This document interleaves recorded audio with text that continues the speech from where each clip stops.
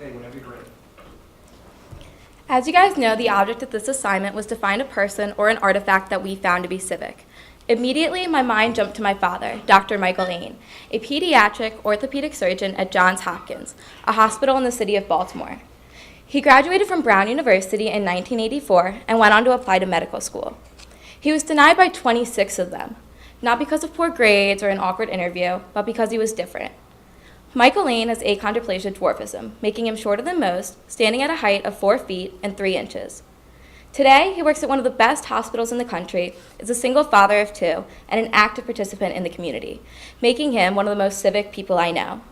When I asked him what it means to be civic, he said with quote, "Doing the right thing, sacrificing time, energy, and money, learning to put others before ourselves." When I asked if he thought of himself as being civic, he let out a slight chuckle and said, "I'd like to think so." He continued by listing some of the ways he donates his time throughout the year, with them primarily including his occupation. He holds free clinics in and out of state each year, with one in Cumberland, Maryland. He drives out 3 to 4 times a year to see patients. Another is called Little People of America, with him flying out to this national conference once a year to see patients who are unable to come to Baltimore to see him. Besides just seeing patients, he gives talks at various organizations and universities discussing the hard times he has gone through. He makes everyone aware that we all have had difficult times and that if we've been underestimated at least once in our lives. Instead of letting these people win or get the better of you, he speaks how he shows those who doubted him they were wrong and how to grow from these experiences. He teaches us to make these a positive and not a negative. One topic that came up in my group when we were discussing being civic was money and earning a salary. While Dr. Ain does get paid for what he does, he goes above and beyond what I feel is asked of a surgeon. Every morning he wakes up at 4:30 and is out of the house before 5, way before the sun rises.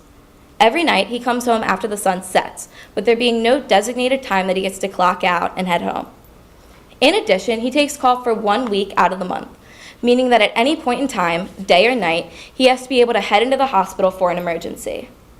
Private practice would be a way to avoid this, with him making more money, taking less call, and having shorter hours. But that's not what my dad wanted, and that's not why he joined the medical profession. When I asked him to expand, he said, "I wanted to make an impact and affect as many people as possible. My goal was to make a difference, and private practice wouldn't allow this to happen." Earlier I mentioned that Michael Lane is a dwarf, but that doesn't define him. However, he did state this had a large impact on his civic engagement, making him more aware and sensitive to others' needs.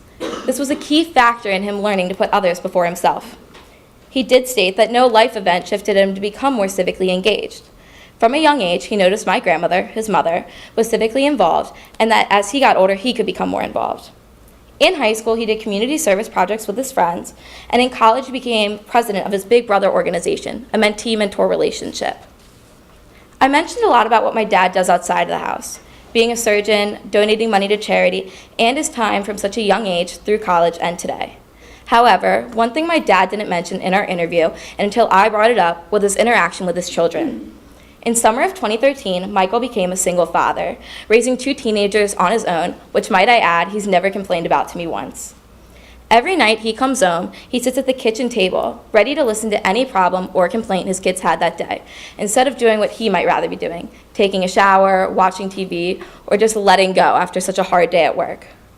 He makes us feel important, that we matter, and that we are the most important thing in his life.